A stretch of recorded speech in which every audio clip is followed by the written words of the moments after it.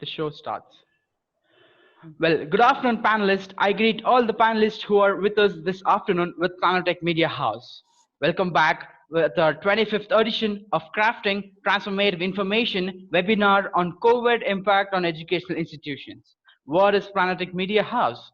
Planetech is an independent media house that offers reliable source of information, news, and articles. By helping your audience understand the vast and diverse news, and Planetech Media House will drive the change and innovate the crafting transformative experience too. We are here with the resourceable persons and the directories of every institutions out there. I would like to call upon our first speaker, who is Anupa Sundaram, who is the Director of Education of ACTS Group of Institutions. Over to you, ma'am. Thank you so much and good afternoon. My name, as mentioned earlier, is Anupa Gnanakan, and I am the Director of Education at the ACTS Group of Institutions. We have 7 schools across the country in UP, West Bengal, Hyderabad, and right here in Bangalore, in both urban and rural areas. It's an amazing journey of coordinating and collaborating with different cultures, settings, languages, and school boards. You can imagine how interesting that must be. Okay, so I'm going to quickly share my slide, and a warning to everybody that I'm not going to take long. I'm just sharing my views on how we see the way forward for the education system as we coexist with COVID-19. Just a few thoughts that I have had. You may not agree with them, you may agree with them, but this is just in my experience dealing with our schools and interacting with many people in leadership and teachers and parents and students. This is what I feel is how we should move forward. So in the middle of March, all of us, all education institutions came to a sudden halt as we reached this roadblock. A roadblock also known as COVID-19. After the initial shock, everyone had to suddenly start thinking out of the box, and we all were forced to find an alternate route to reach out to our students. This roadblock definitely brought a lot of anxiety, stress, and worry. Being in the position of an administrator in these schools, for me, it was all about a holistic view of how we can keep the doors of learning open during this pandemic. How can we reach the unreached? How can we make the learning continue? So we attended a lot of webinars. There came lots of webinars every day. Something was happening. We experimented with technology, different platforms. We started training the school leaders, who in turn trained the teachers. It was a continuous motivation to think, to help them think out of the box, to change fixed mindsets, mine included. And I must add here that most of the children in our ACT schools come from families that either have only one or no device. And this one device that they do have is a smartphone that is shared with the entire family. Or even if they do have a device, they have very limited access to the internet. So some real-time data from our schools that will help us understand the situation better. In our Bangalore urban schools, we have an average of 92.5% of the students who have access to online classes, or what we have started calling WhatsApp classes. I don't know if any of you have been experimenting with that as well. And in our Bangalore rural and slum schools, we have an average of 72.2% who have access to WhatsApp classes, but then 60% of them don't check WhatsApp very often, so then we fail in that area. 73% of our high school students manage to come online for an actual live online class between 7 and 8 p.m. every day for a class. Why at this time, you may ask? Because this is when their parent who owns the smartphone comes home from work, and that's when the student can take the smartphone and log into a class. And in all our other schools across the country, which are all in rural settings, an average of 73% have access to WhatsApp, and only 40% have access to a live online class. So as you can imagine, the main stress was us trying to find a way to reach these students and families and to keep the learning continuous. The stress was also trying to make sure that our leaders and teachers were not losing hope and were not giving up, and they were trying to find ways to reach the unreached. We had several brainstorming workshops with a guiding question: how will you continue the learning even if there is no access to a device, to the internet, to WhatsApp? I will come to this a little later. Moving on, in the past, each school, and I'm sure all of you will agree in the education system in India, has been under the pressure to conform to traditional methods of teaching, to conform to encouraging rote learning, to conform to teaching for exams and not teaching for understanding, to conform to promoting subjects like maths and science while looking down on arts, and to conform to not giving room for students to ask questions, and to conform to not addressing mental health issues among the students. Schools were forced to conform because this was what parents expected and what the society demanded for. No matter how hard I tried to fight against the system, it seemed to be a never-ending battle. At the beginning of the lockdown, there was a lot of worry, concern, and anxiety about how portions were going to be completed. When would the exams happen again? And there was so much of stress because these exams got interrupted. Principals and teachers and parents were all in a flurry. Sadly, these are the worries of a school system that is based on final exams. As the lockdown continued, however, this worry started focusing on something else: how to make learning accessible to everyone. There's a word in this sentence that makes my heart leap for joy. Can anyone guess? Is there a chat option? Would anyone like to guess what word in this sentence makes me very, very happy? Or you can even unmute and tell me. How to make learning accessible to everybody. Can anyone guess? By making it more joyful or like interactive? No, there's a word in this sentence. There's one word in this sentence that makes me very happy. Sorry, I'm trying to make this a bit. That's a good word, but no, something else.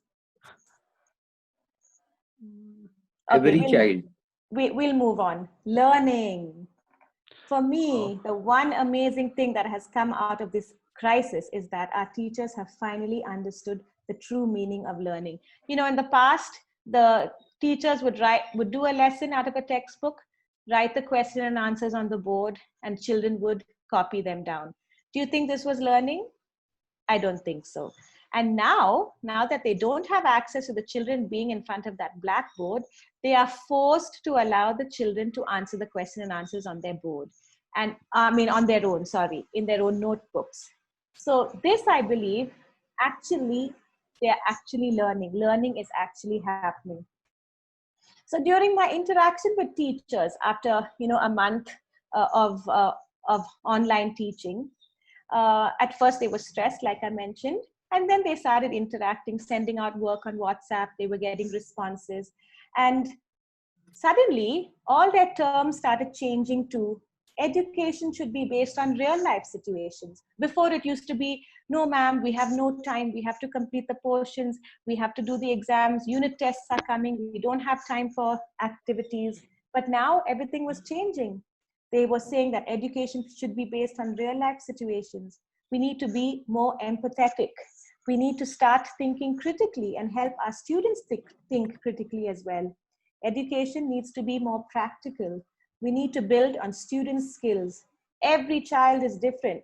We need to teach children how to adapt to change. Children need to learn how to learn. We need to collaborate with parents. We're free to be creative now. Isn't this amazing? These are words straight out of the teacher's mouth. For years, I had been telling them these terms and hoping that they would think this. And sadly, it took a pandemic for them to realize this.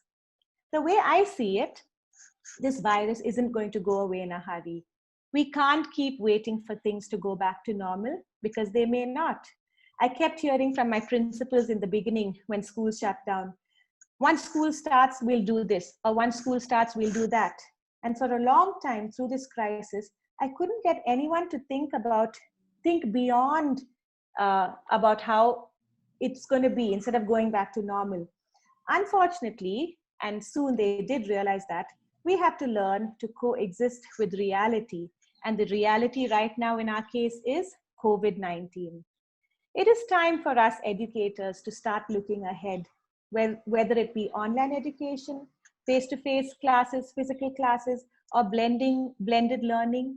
This is our chance to think strategically and creatively. And it's our chance to reimagine our schools. Whether we conform or not, this is our chance to redefine and reinvent teaching and learning. And through this journey of change, let us make our schools resilient platforms that ensure continuity of learning, equity, and quality of learning. Instead of looking at this roadblock as a negative thing, which in our case is this pandemic, let us look at this roadblock as new direction. So instead of looking at it as a diversion, which has a negative connotation to it, let's give it a positive twist and look at it as new direction.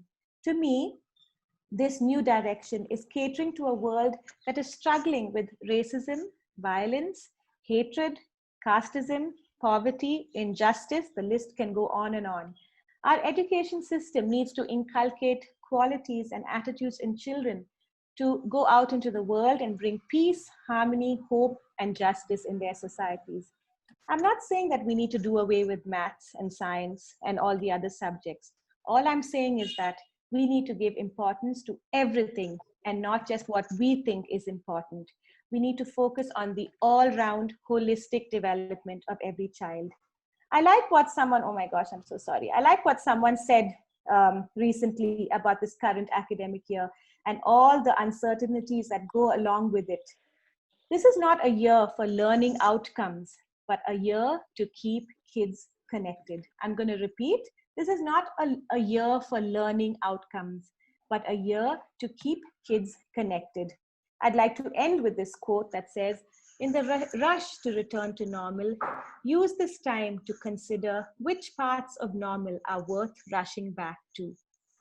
So I urge us all, my urgent plea is that as we move forward and as we long to go back to what we thought was normal, let's take time to reflect, think back, look at what was good, what was bad, do away with what was bad, and let's move forward, learning from our past experiences and looking positively at how we can change our school system.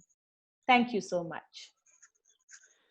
That was really an informative session of how schools have been reacting on the COVID situation. And yes, it's absolutely the perfect thing we mentioned about saying we shouldn't stop at the road. When it's constructing a road or something, we'll take a diversion and move to the destination. We'll reach to the destination.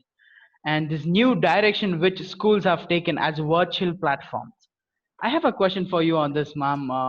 Do you think this virtual platforms will gain more knowledge for every kid? Are we reaching out in a particular way? Yeah, are you saying that will we be able to reach them better through the? Yes. Yeah.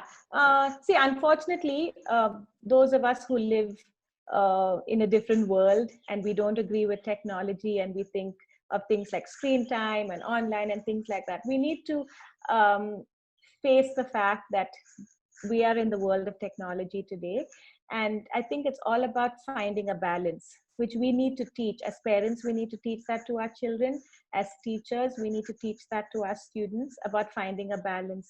And yes, I do think that if we can get into their world, a world that they are comfortable with, which is technology, that yes, we will be able to reach them. But having said that, I also believe that we need to find a blend of both using technology and, you know, a face-to-face physical kind of interaction, which I think is the way forward. That was really amazing to hear from your side. And I do have another question. You mentioned not a learning outcome. We have to learn the kids to keep getting connected. How are you making your own organization kids to get connected to the teachers to the regular basis, how we attend the schools? How is that being done? Yeah. So we, right from the beginning, like I said, there was an initial shock where everyone had no idea how to cope with it. And there was a long silence. And then slowly we realized that, you know, this lockdown is going to continue. So that's when we started, we got each class teacher to start calling their students. And it was not calling them to say, do this or do that or open your textbook. It was just At first, it was just a social call to say, hi, how are you? What's going on? How have you been passing your time? So every week, the teacher would call the students, and we have continued that. And even now that we have started some kind of classes, wherever it works, the teacher is in constant touch with the students and the parents. That was amazing an idea. You got a very good output of all this social connectivity things. I think everyone should follow this to get a better outcomes of student creativity. And Thank you. how do you, like, for an example, a classroom teaching is totally different from virtual teaching. How are you going to pull out the creativity from the students staying at different place and having a video conference call with them? How are you going to do that with the kids? It's different with regarding the graduation or undergraduation students. So the Yeah. kids' mentality mindset is totally different. A Yeah. practical knowledge more impacts them than a theoretical knowledge. How are you going to Absolutely. do that? I'm not saying that we have succeeded so far. We're still learning. It has just been a few weeks of online classes. We're now in July. We started halfway through June. So we're still learning, but we're trying. So like I said that we haven't really been having online classes as such because most of our students don't have access to an online class. We only do that for the high school. And there we're trying to make them work more on their own. We try to break up a class into halfway through. We say, okay, go and run and find something blue in your house. So they go Wow. and run and find, just to make them get up and walk around and do things. And so it's a lot of self-learning, I would say. Like I was talking about WhatsApp classes earlier. That's not really a live interaction. It's just that the teacher sends an activity or a worksheet or something on WhatsApp to the parents' phone, and the children do their work on their own. So that I would say is creative because the children have to be creative in completing the task on their own without too many instructions from their teacher. Of course, the parent is interfering a lot. That's another problem that we're facing. But I think, I don't know, call me in a few months and I'll tell you. It's too soon to say. We're still trying and experimenting stuff. For sure, we'll be staying in connect. And I want to hear that happy answer from your side saying that's successful. And with one last question, I want to wind up. Give a short note, being as a director of an educational institutions, how are you going to make all your teachers staying strong and for your students out there to keep a strong yourself because this situation is not going to last for long. Everything Absolutely. has a full stop. Yes. Yes, you're right. So like I say, when I said about keeping kids connected, for me, my job has trying to be connected with the school leaders and the teachers. So we have been making sure that their mental health is doing okay. We don't only meet for work calls or for staff meetings. We also meet just to chat online on Zoom and just to share recipes and things like that. We have been working on a survey form for the teachers to fill up in confidentiality so that they can share if they're feeling stressed about anything or if they're worried or what areas we can help them with. So yes, we are aware that teachers are under a lot of stress, and we are working on that as well. That was really amazing to hear from your side, ma'am. Thank you for being on a platform of Planetic Media House. Really glad to have you here. Thank you for inviting me. Yes. Well, let's get back to the session of crafting transformative information. And our next speaker would be Dr. M Siddappa, who's an academic dean and head of the Department of Computer Science Engineering, the Siddhartha Institute of Technology, Tumkur. Over to you, sir. Thank you, Tanush. In the world, due to COVID-19 pandemic, the schools and colleges across the country were shut down. As per the present situation, there is uncertainty the schools, colleges to be reopened. No doubt, the crucial time for higher education sector in India, with 93 university, 39,931 colleges, 10,725 standalone institutions, nearly 37.4 million enrollment in the higher education. The impact of the COVID-19 was the structure of teaching, learning, and assessment is badly affected by the closure of educational institution due to COVID-19 pandemic. It has severely affected the continuity of learning more than 285 million young learners in India. A large number of Indian students enrolled in universities abroad are barred from continuing their education due to COVID-19. If the situation persists like this in long run, there will be a decline in the demand of international higher education. There are some strategies to be followed by the government. A multidimensional strategy can manage the crisis and build the Indian education system in the long term. The pandemic is already steering the educational sector forward through online teaching, infusing the virtual study culture in the technological innovation in the country. The open source digital learning solution and learning management software should be adopted effectively by the higher education institution. All higher education institutions as much. Ambiguous access personalization of education system in the remote parts of the country, and that has to be ensured by the government. Immediate measures are required to migrate the effect of pandemic on job offers, internship programs, and research projects, etc. One of the opportunities to focus amidst the crisis of the virtual internship, which allows the students to go beyond their curriculum and the self-learning method. A balance on the curriculum is required to promote a skill that drive employability, productivity, health, and well-being in learners. Online support groups along with the emotional help by the lecturers are very much required to strengthen the system.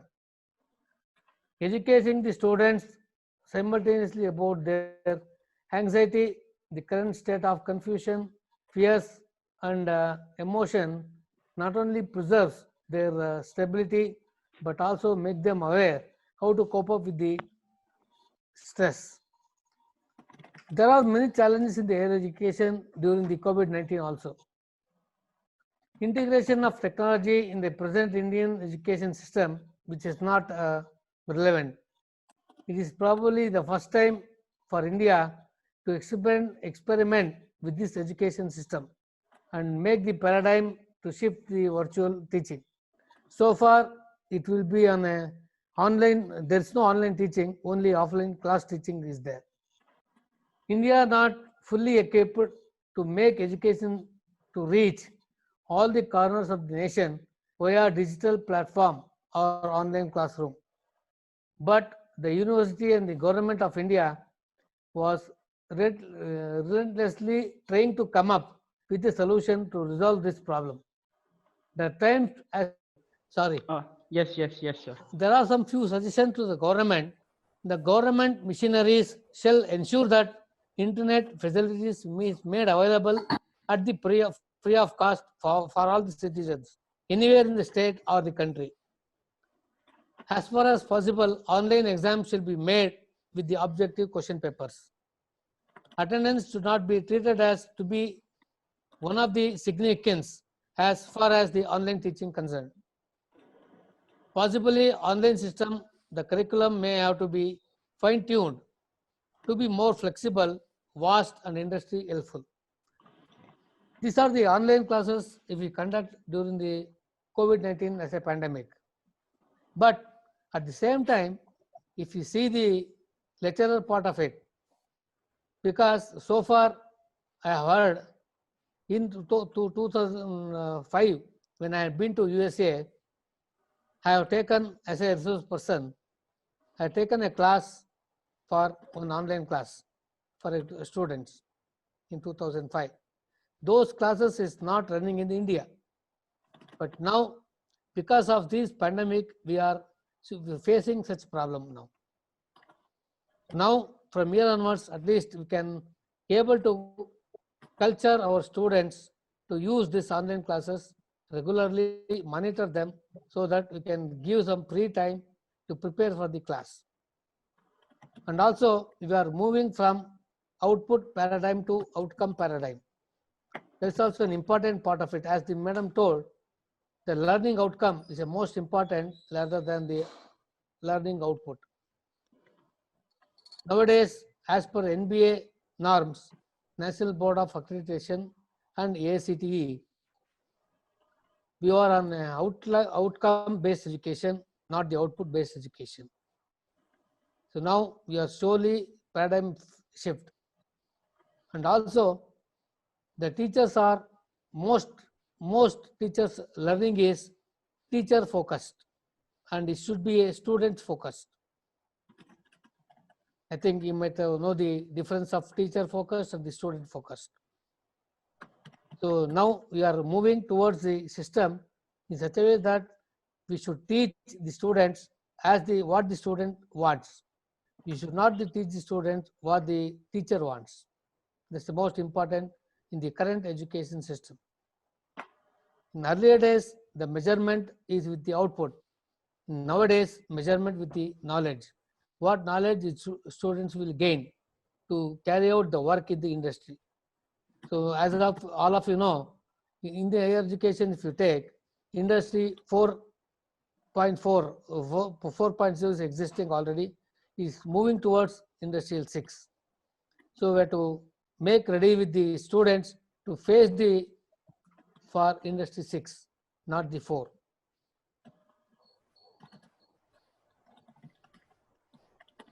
Anything else? It was really an amazing session by you, sir, and I like the facts which you have been given about how a particular engineering institute is been facing down. And I do have a question for you. You mentioned about the measurement of the knowledge. Because me being from your institutions, how are you gonna?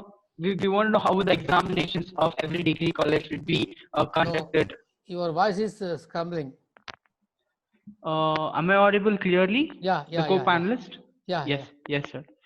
How are you planning to conduct the examinations online, and will that be the same curriculum where it has been equal to the theory exams if be given physically? Yeah, definitely. Today I had a meeting with the principal and the other administrative officers. In my college, we are conducting online examination now, giving a question paper and ask them to submit the paper within a stipulated time. Because as the COVID-19 was started in the month of March, lockdown was started in the month of March. So till March, we can able to cover 3 units. So maximum 3 questions will be given to them, and they will ask us to write on a paper and submit the copy to us. We are conducting the online examination now. For the subjects what they have studied, even for the design also, even for the drawing also, but only practical and project work we are going to evaluate with the CAE marks, continuous internal evaluation only. We are not going to conduct any practical examination online. Only theory examination will be on the online. That's really good to hear about from your institutions. And this year we will be completing the COVID. Many of the institutions are conducting the same way. I think probably BMS College of Engineering, they have conducted the test. Even Acharya College, they used to do it. Even Dayanand Sagar, they used to do it. And we are conducting the online classes for our students. That's really good to hear about, sir. And I do have a question, another question. This curriculum will be done down by doing online classes and online sessions. What is your further plan on the other curriculums for the next academic year? Even for next academic year, we plan to go for online classes starting from September 15th. Whether the government has given the permission to start the colleges or not, we are going to start the college by September 15th only. The online classes or the offline classes. If the government gives the permission for us, we'll conduct the offline classes. Otherwise, online classes will go as per schedule. That's really amazing, sir. And do you think the creative knowledge, because we're all engineering students, and do you think the particular knowledge is shared during an online class, when it compared to offline class? How do you talk about that? No, we cannot, practical knowledge definitely we cannot share in the online classes. Only theoretical knowledge only we can share. But Yes. definitely they have to attend the practical session when they come to the college. That also will teach, we plan to teach. But here we can make some stimulation. But exactly we cannot able to show it here. Correct, sir. Mm. Correct. Well, that was For amazing as to a, have. for Yes, sir. engineering students, practical hands-on session is the most important.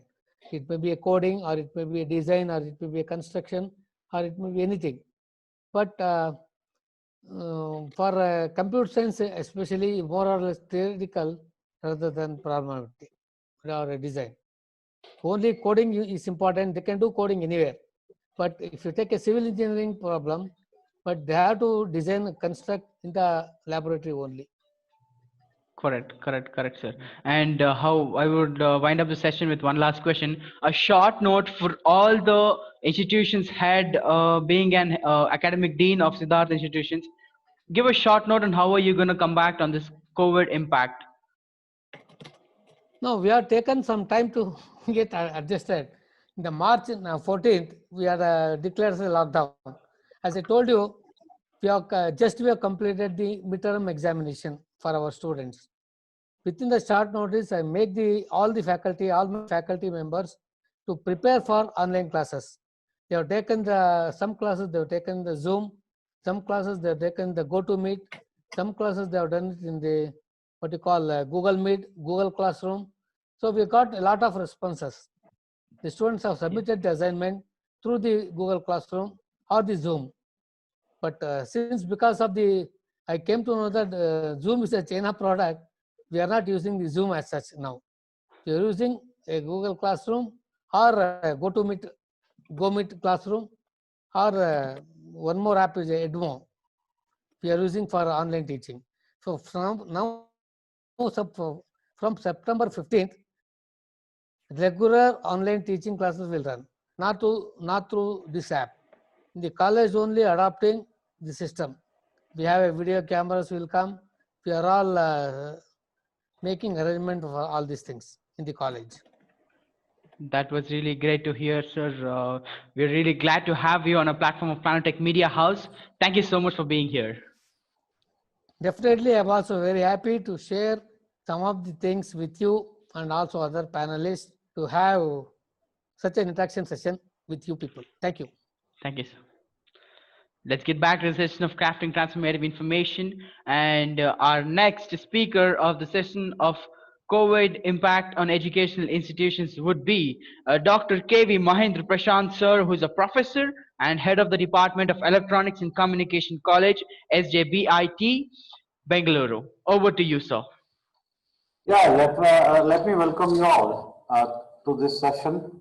I'll be talking on this digital technologies for learning, the need of the hour, as it is very much related to the other topics that we had in the session today. Let me explore what are the possibility connected to digital technologies for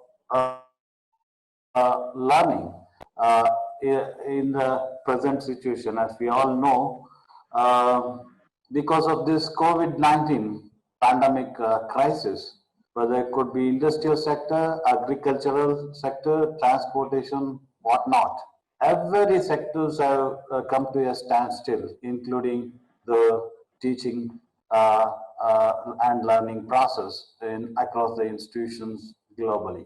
So let me explore the following aspects connected to the digital learning, why digital technologies in learning, advantages of digital technologies, trends in digital education in India, digital education tools, and of course, education 4.0, as Dr. Siddappa was talking about, Industry 6.0. Let me explore a little bit on this education 4.0, and that's how it goes in my presentation. Now, first thing is we will start to adapt to whatever the crisis or the situation could be. Digital learning, as everybody knows, that digital learning is the type of learning that is accompanied by the technology, okay? And also it would be assisted by the instructional practice for effective learning and teaching methodology. So if you look at the digital learning strategy, it may include one of these aspects or the combination of this. For example, adaptive learning.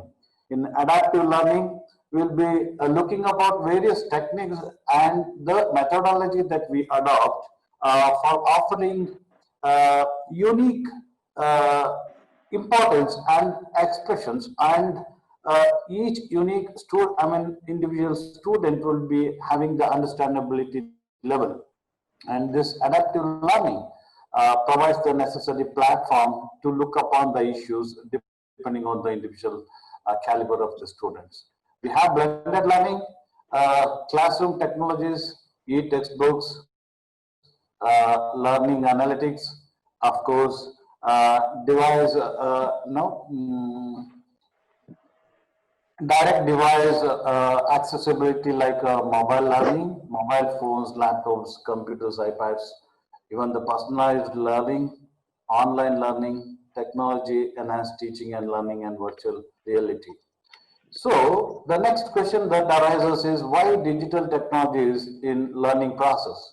So as it is very much need of the hour that we must have to, with the available time and the technology that we have, how effective the teaching would be. That's the big challenge.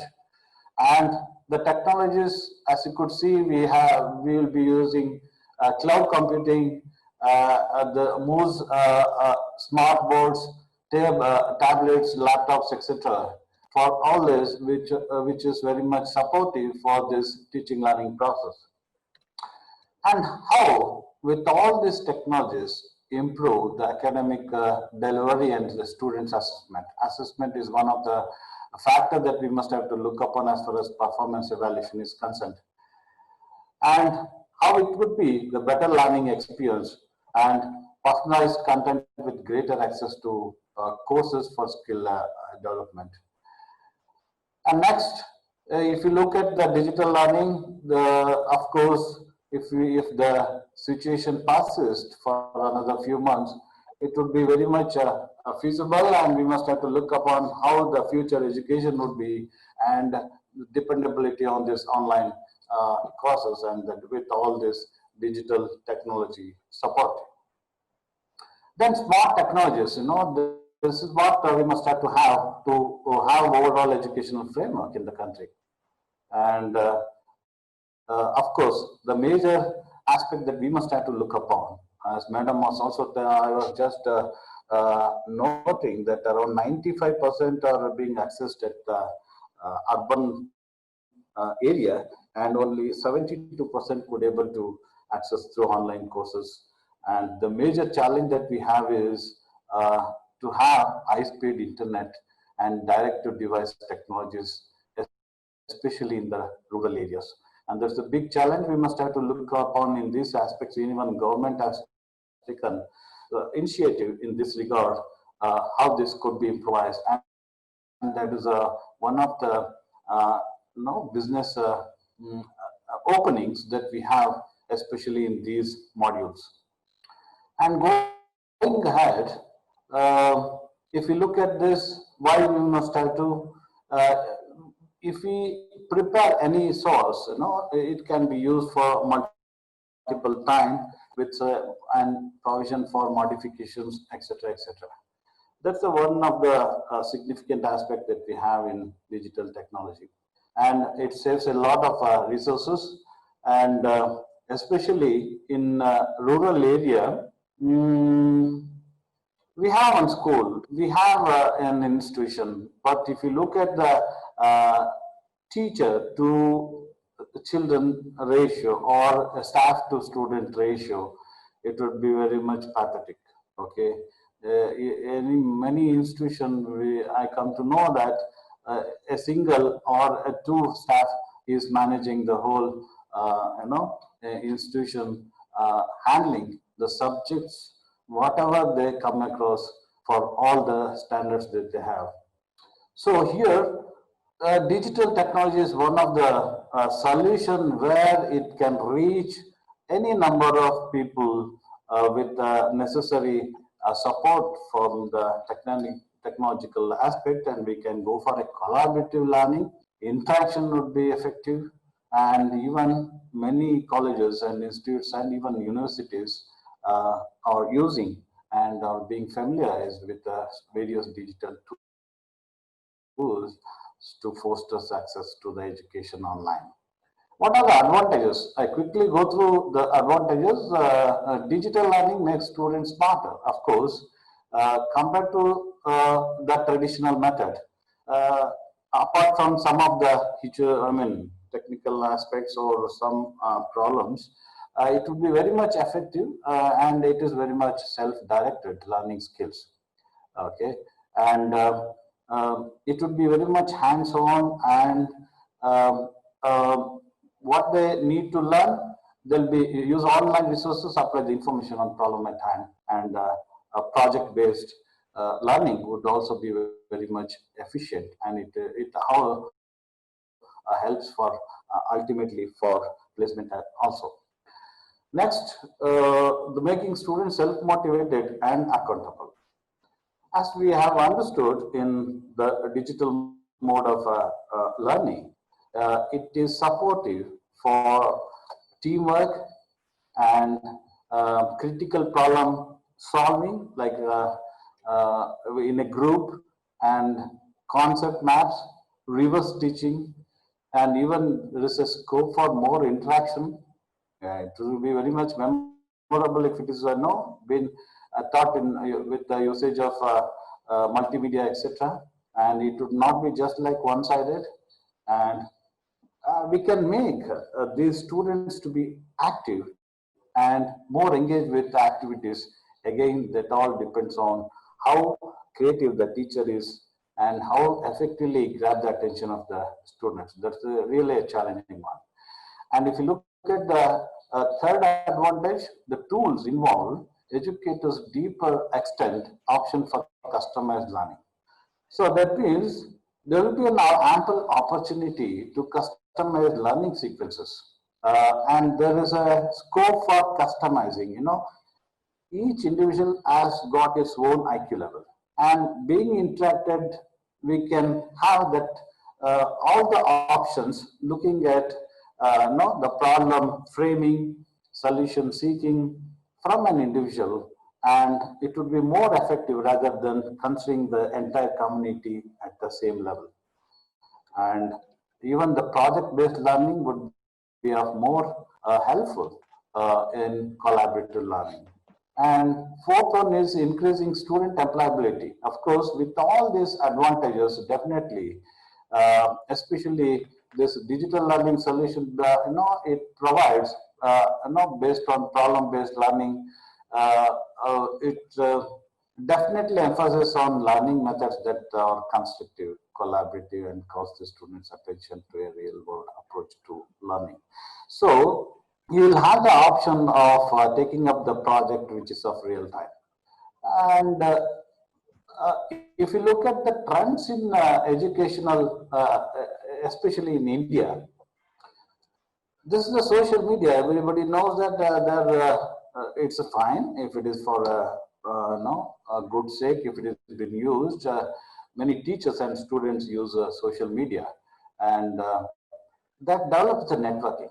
That develops the cultivate of working as a team, interacting with the people across the state or across the globe with the resource persons, and they could able to get the solution for whatever that the problem that they are facing in their respective projects or in their academic related works.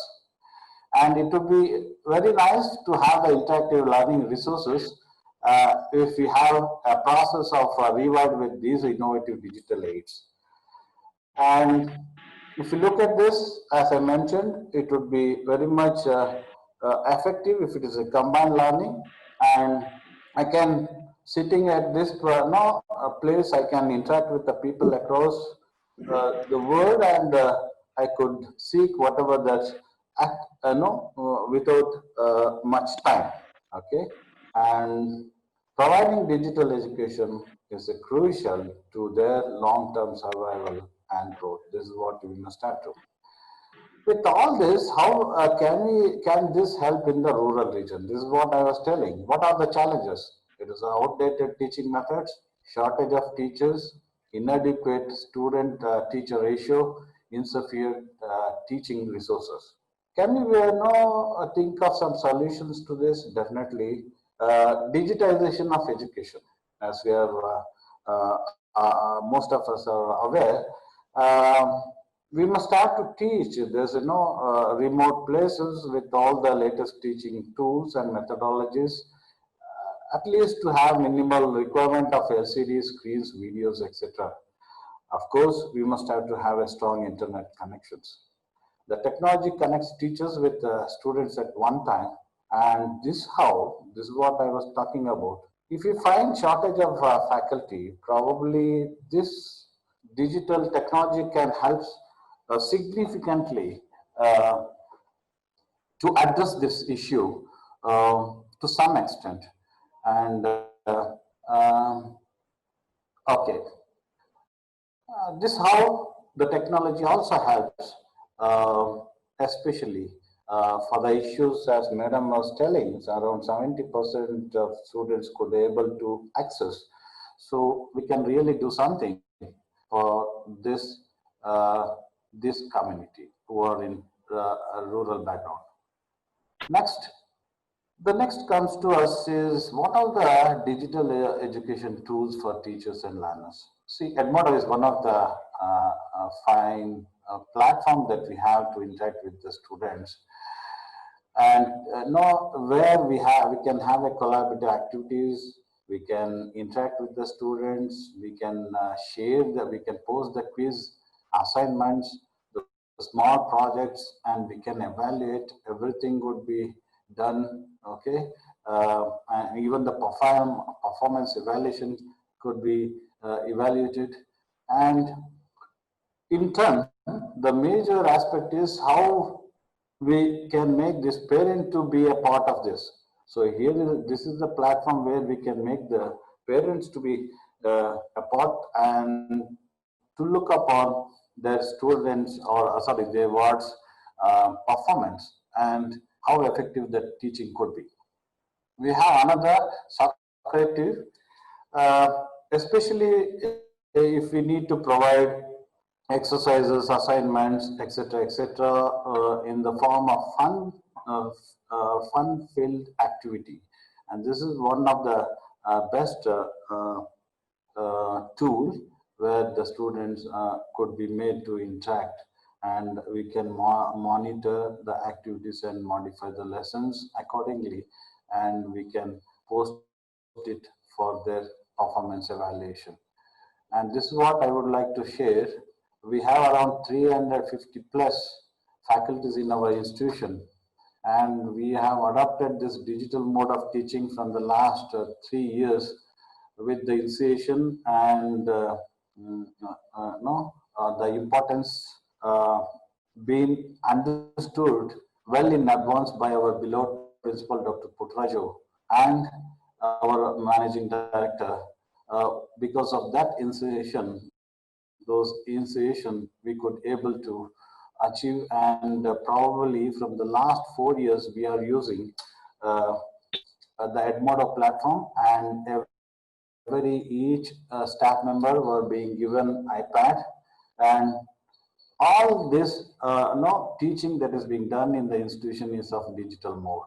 Each individual staff member will go to the classroom, which is equipped with LCD and Apple TV, and being taught, unless it is required for any numerical or problematic subject.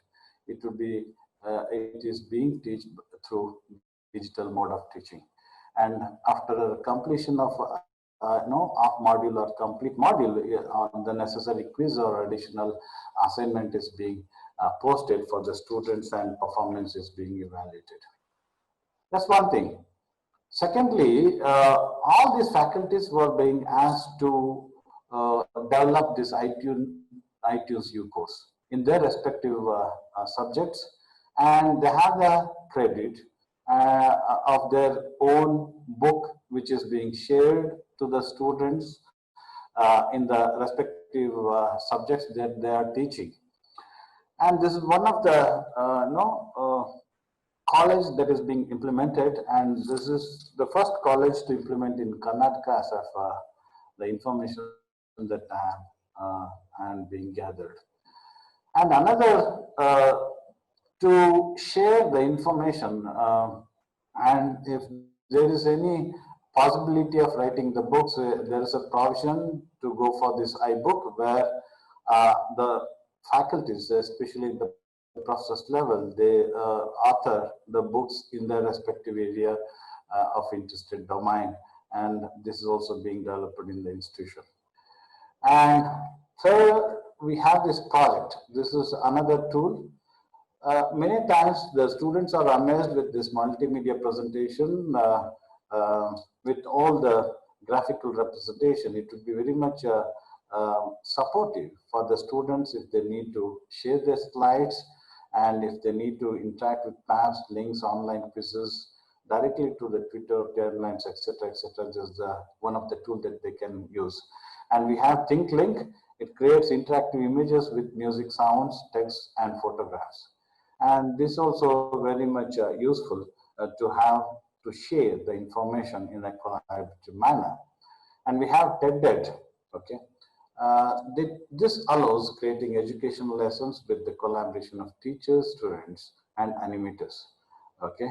And probably it is not something related to Wikipedia, where if there is any scope for improvement of information that is being shared in that particular platform, that could be done by these students, teachers, and also be the part of that group. We have CK12, and this is an open source website. All these ebooks, the projects, the video clips, audio, etc., etc., that could be easily accessed through CK12. And we have EduClipper. This is also a collaborative platform where the teachers, students are being involved. Okay. In this EduClipper, they can collect information found on the internet and they can share it with the members. And if it has been previously created, that could be amended, that could be changed, that could be improvised, and all this could be possible in this EduClipper. Okay. And we have Animoto. So this is one where we have a high resolution. The video could be recorded, shared, and this how could also be interacted with the students, especially with the help of mobile, etc., etc. We have Kahoot. This is an education platform, and especially for gaming, etc.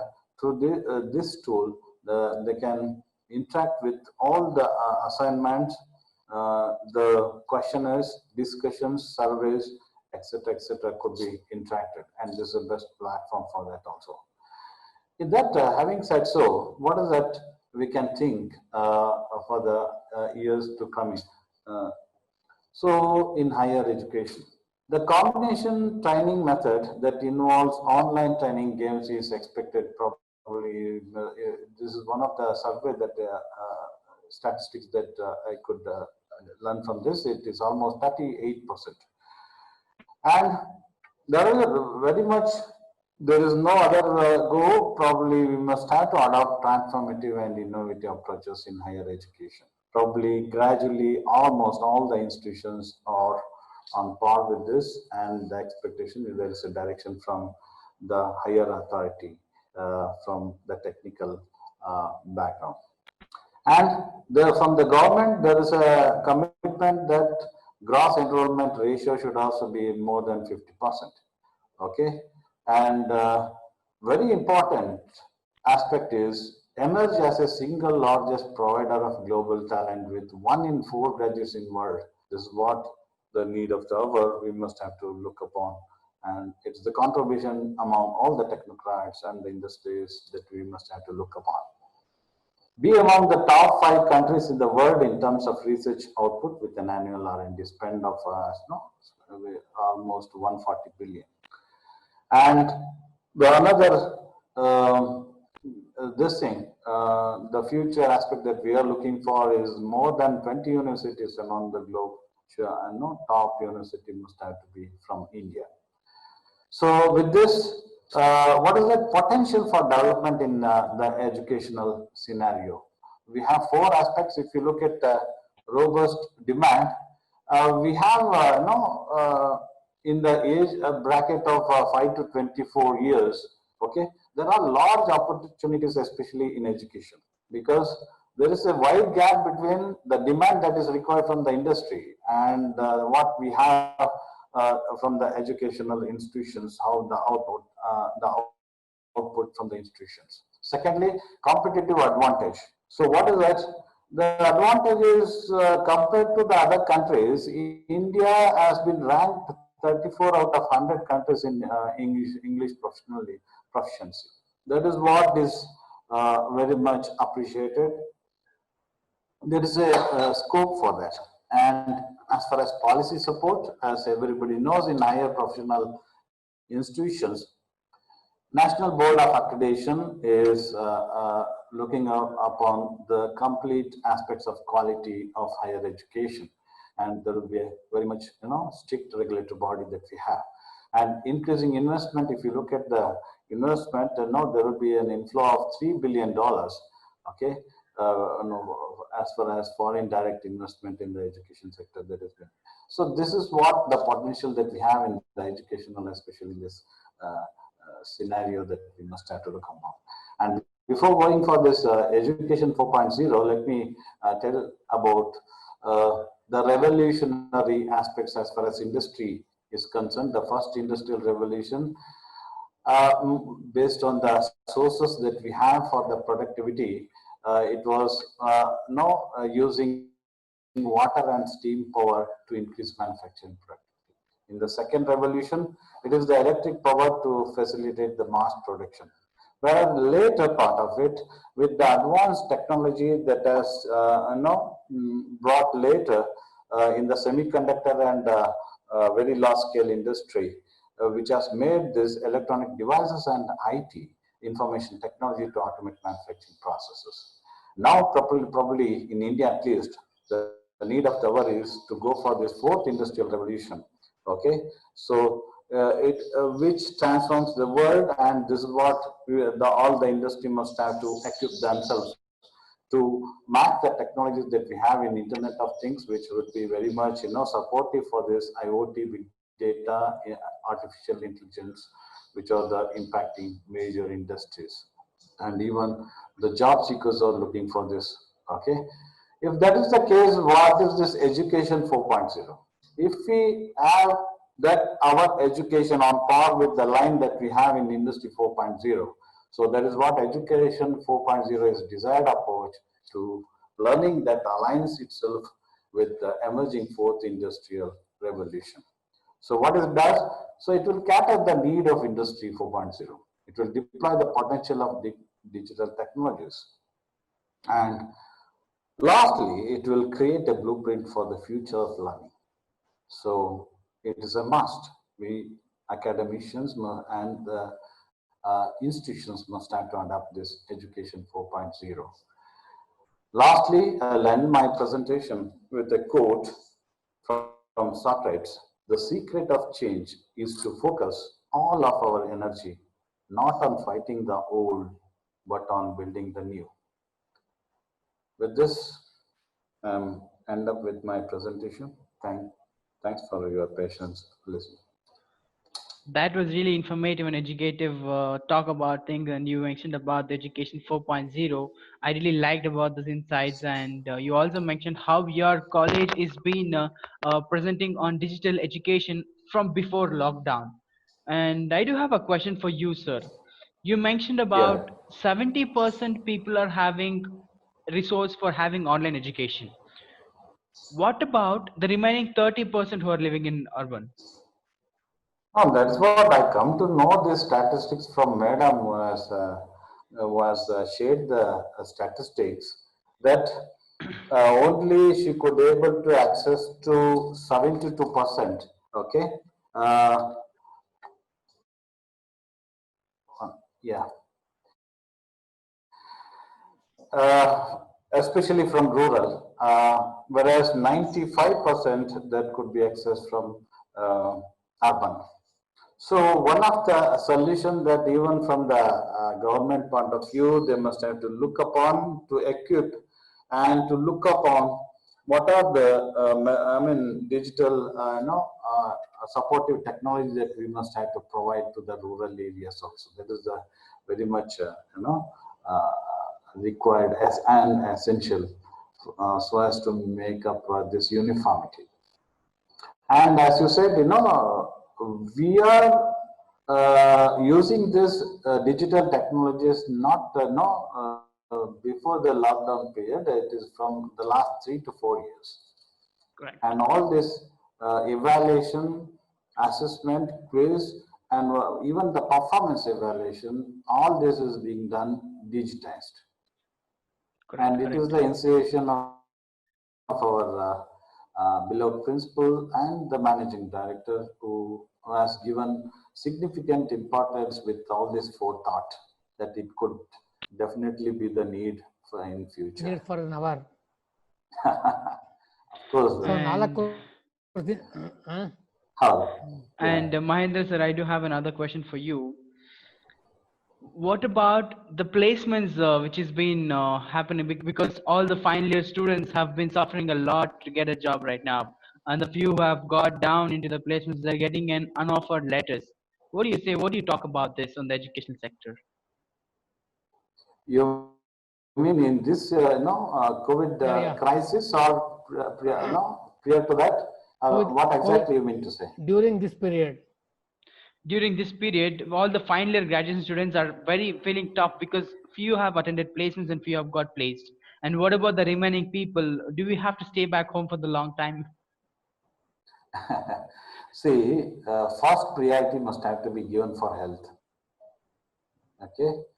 Only then, looking at all the guidelines, because we, being the university affiliated to VTU, we must have to follow the guidelines from the university and ACT and the upper body.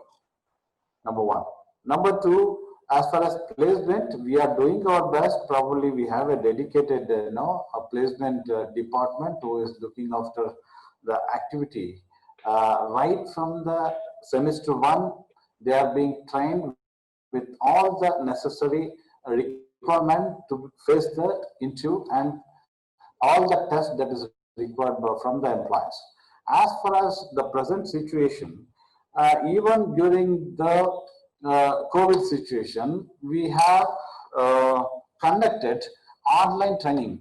Okay, we have a dedicated center of excellence, for the institution, which looks after all the requirement for this placement also. And probably yesterday only it was signed what all the modules that is being covered, and every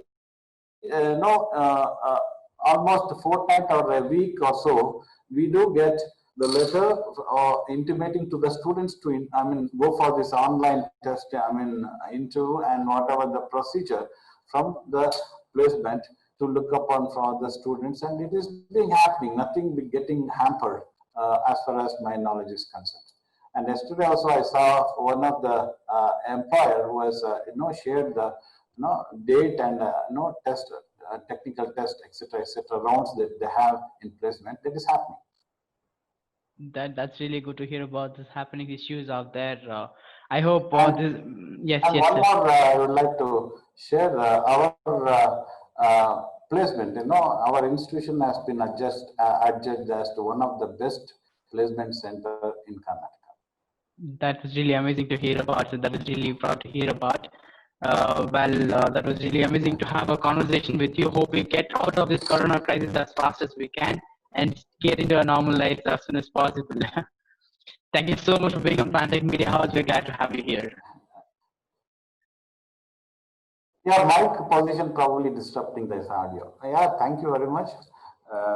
Thank you all the panelists for having made me to a part of this platform.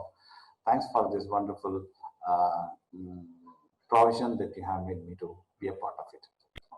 Yes, sir. And let's get back to the session with crafting transformative information.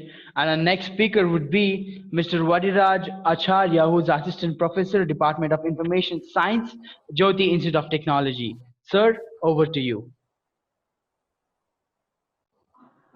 Yeah, good afternoon, all of you. So I'll be taking a minute to share the PDF. Kindly bear with me.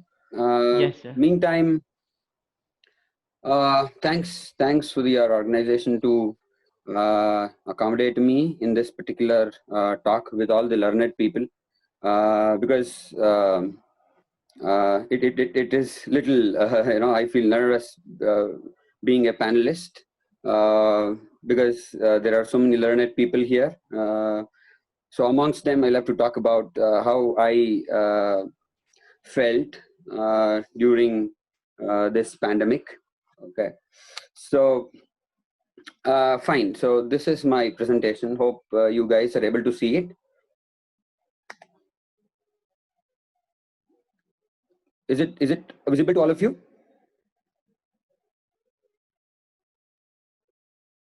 Yeah. Yes, So, sir, it is. Yes. so my Yes. name is Vadiraja. I work for a college called as Jyothy Institute of Technology in Bangalore. We are fairly new, as in we are around 9 years since the inception. So this year we are very happy to announce that we are adjudged as one of the top 300 colleges in the nation by NIRF. Thanks to all the effort from our management and faculty and the other research institute that we have, CIRC.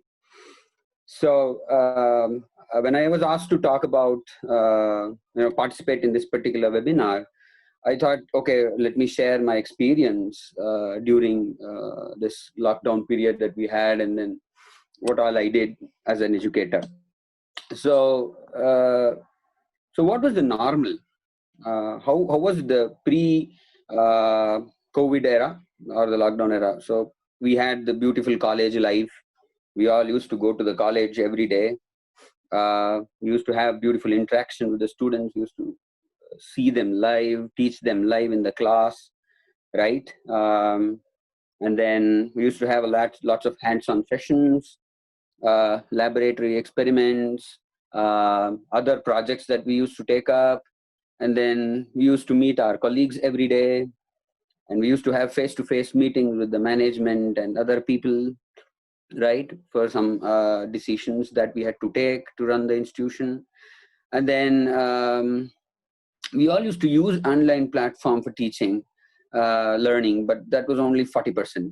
Like, we all used to use Moodle and things like that, but not all, right? And then involvement of the students were 95%. Of course, majority of the time, students used to turn up to the classes. They used to submit the assignments regularly. They used to take up the projects, come to the college, execute the projects there itself, submit the assignments regularly, take up assessment tests. All these used to happen. And then how oftenly we used to create digital content? Only 40% of the time, right? Only few of us thought of using YouTube or anything like that to create digital content, like record a session and share it offline, or record a lab experiment, share it offline. Personally, I did it, but majority of the time we did not do it. So only 40% of us, 40% of the time we used to do it. And then how often the students used to create digital content? This is almost zero. Nobody used to create digital content online. If, say, for example, a student learned something and then he wants to share it with the community, how often that used to happen? Almost nil. They never used to do it. But what is the new normal? Now, post-COVID lockdown, or what, post-COVID, whatever you want to call, now what is happening? No college life, zero college life, right? I am pretty sure that each of you who are listening to this particular webinar will all miss your college life, right? You all miss the canteen, even if it is bad, the places where you used to hang out, and also the classes, live classes, the lab, meeting your friends, no college life, zero college life, limited interaction with students for us, faculty, very, very limited interaction. No or almost no hands-on, at least for people who have to, rig up the circuits in the lab, do some hands-on in a mechanical lab or a civil lab, almost zero, right? For us, computer science and information science, we are fortunate enough to have these screen sharing tools, so we can run the IDE or a tool here on our screen and share it, and people can see it. But with others, it's almost no hands-on. And no colleagues to interact, of course. Few were reachable, few were unreachable. So that happened, and no face-to-face meetings at all, or almost nil. From now on, the change occurred. So use of online platforms for teaching, learning, 100%.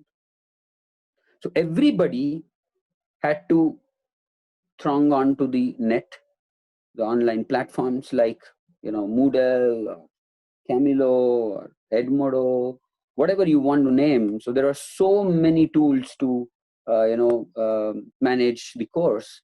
And then to conduct live classes, there were the very first company which raised up to the situation was Cisco. So they were the first to throw up the tool free of cost with no limitation whatsoever to the teaching fraternity and to everybody. So we all leveraged on Cisco WebEx a lot. So Zoom was having a lot of problems, so we never got into Zoom at all. But Cisco WebEx, amazing tool to run live classes. So 100% teaching learning on online platforms. Involvement of the students is where is my worry about. Only 60% in our college, in my cohort, I could reach. The remaining 40 was generally unreachable, or possibly there were some other issues, which I'm going to touch upon later. And then new online content creation, 100%. All our classes used to get recorded. All the new lab experiments were getting recorded. They were going on to the YouTube channel or different other platforms. So 100% content creation. And then new online content creation by students. This is quite interesting. Now you may ask me, what did the students create? There were two folds to it. Now, the thing is, we had asked few students to, create few things like, say, for example, they have to record a video of explaining a particular concept and share with us. They started doing it, few of them. That's why I told you 60. This is one part of it. The other 60, other part of this student digital content creation is that they take up to these YouTube channels and Instagram and other places, and then start trolling the lectures. This is something which we all experienced. I'm pretty sure that all the other panelists also would have experienced this. A lot of disturbance in the classes, unsolicited messages and stuff like that, which is actually not the normal or expected. So this kind of digital creation also, started picking up. So this became a new normal. And then we found out ways to kind of contain that. That's a different issue, but that's what it is. The next question that arises is, what did I realize personally? Personally, what I realized was content matters the most, not the platform. Whether it is Edmodo, whether it is Camilo, whether it is Moodle or whatever, what you deliver matters the most. Whether that is reaching the students, whether that is what the students need, this matters the most, not the platform.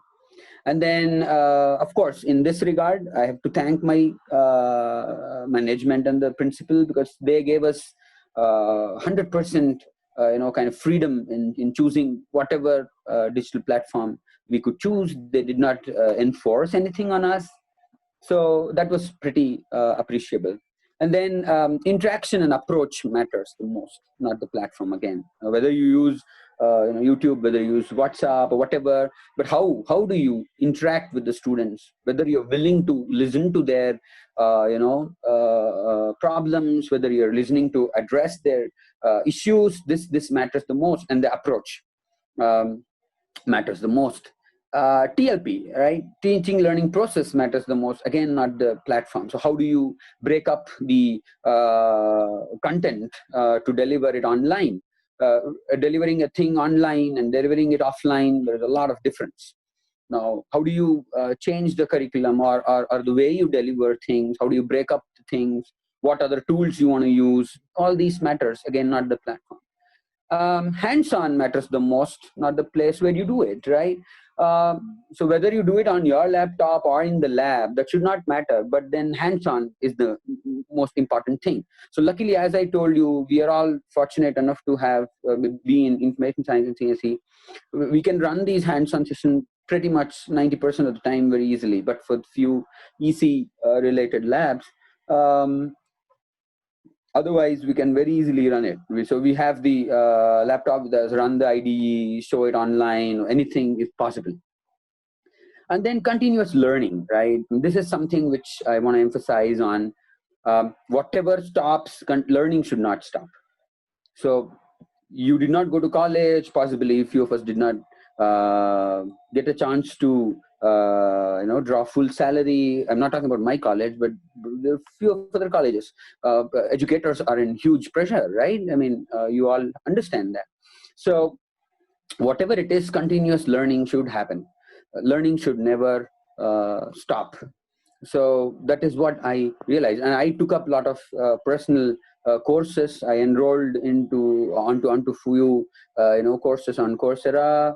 I had few beautiful sessions, and I met online all the beautiful, wonderful lecturers who run those things and all that. So that was a very wonderful experience for me.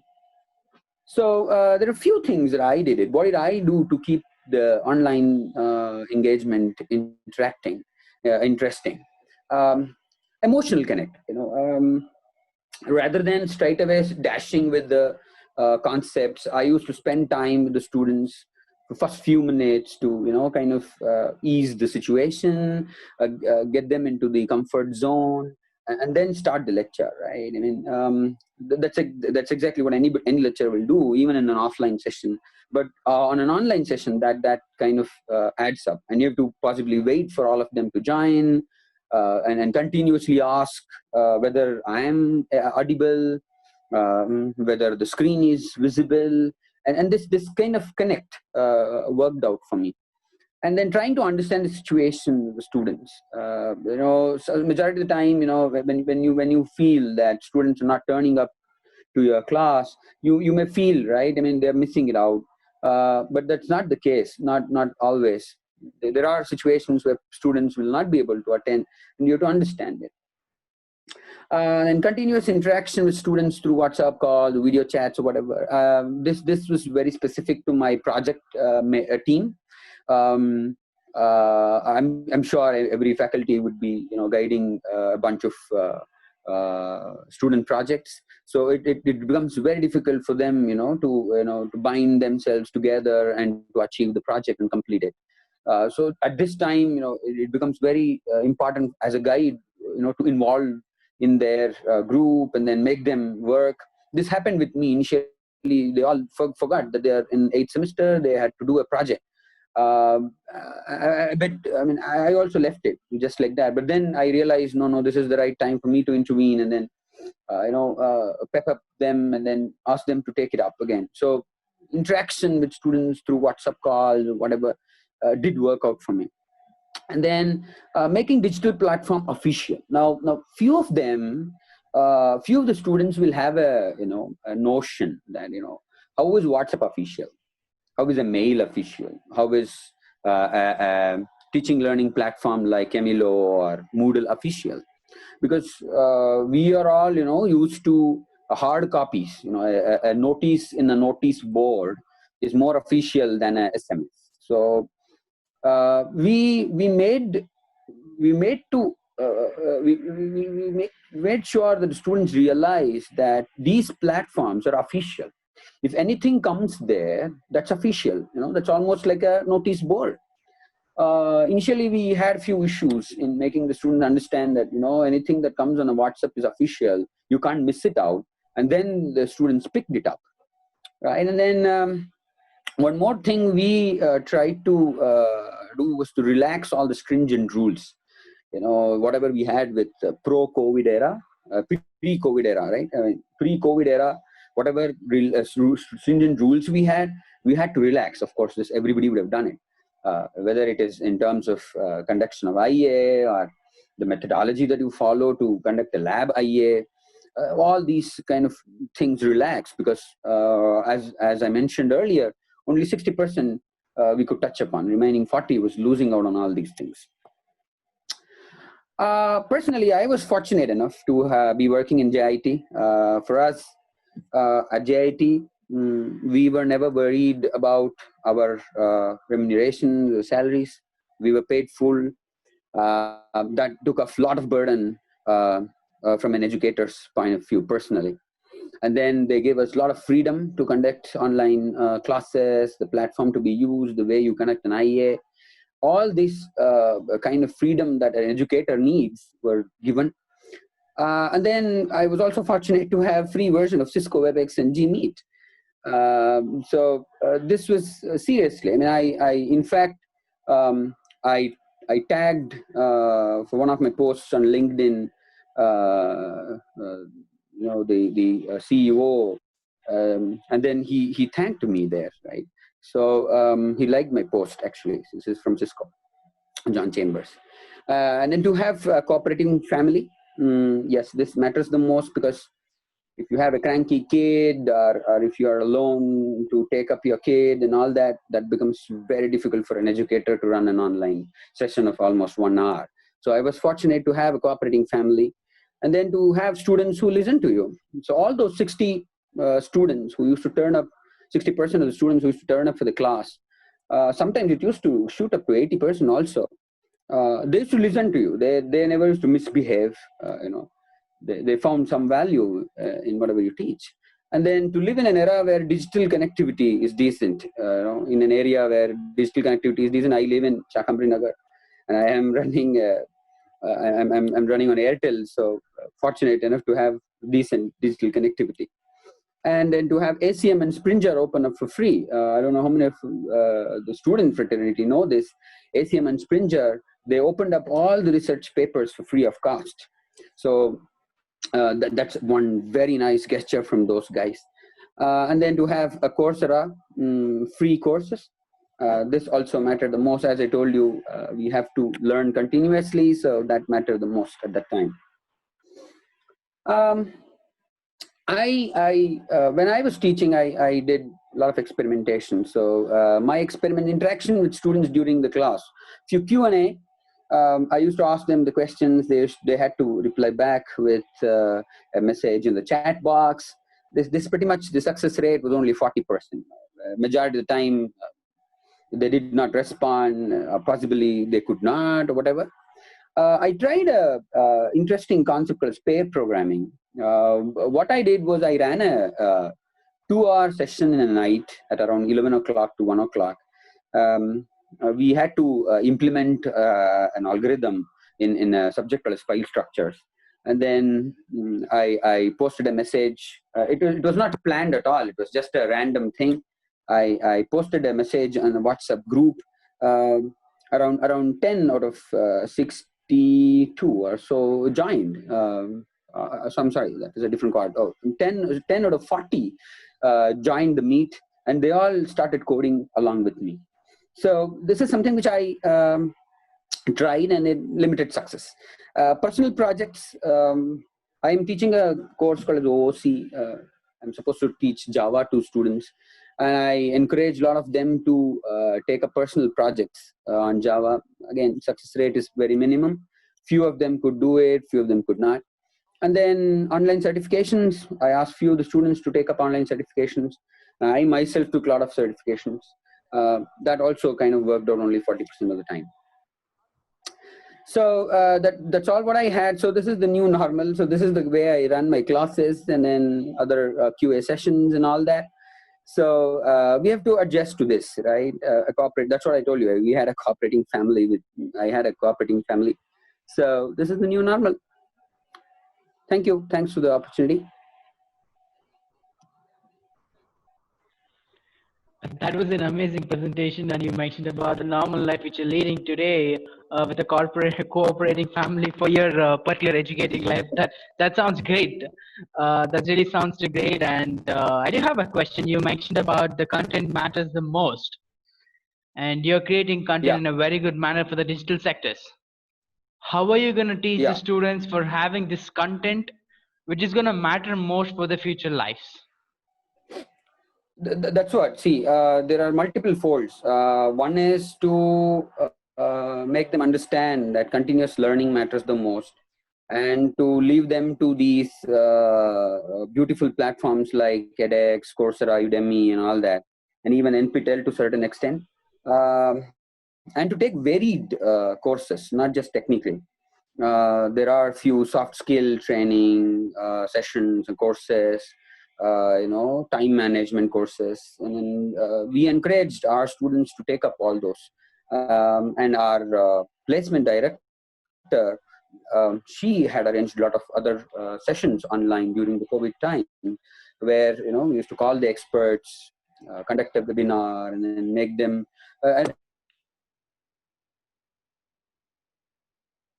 And then so and then we also encourage coming to technical part. As I told you, we made it as part of our assignments or something. Few of us tried to make sure that the students record few sessions of lab experiments, and then post it or share it with us, and then we curate it and then share it with others.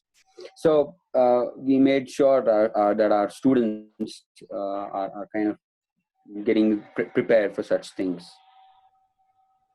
That's really educated to hear about this. Your management giving good support for you and for your other co-staff out there, and it's really Correct, good to hear exactly. about.